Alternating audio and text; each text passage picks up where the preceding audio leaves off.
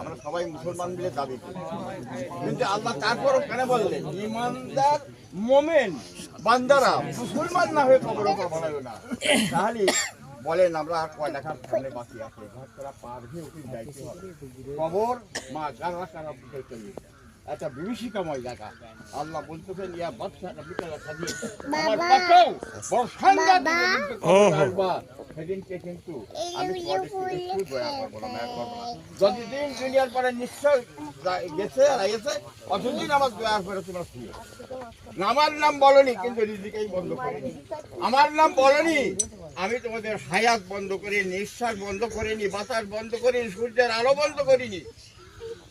কিন্তু কবরে যখন যাবা সেই সময় কিন্তু আমি আর দয়া দেখাবো না।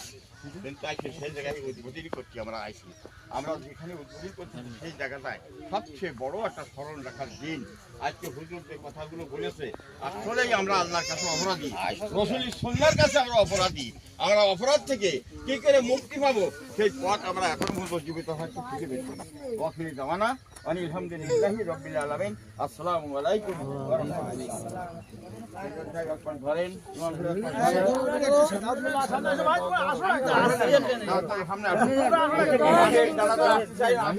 সামনে এসো, সামনে এসো, মুরব্বীরা সামনে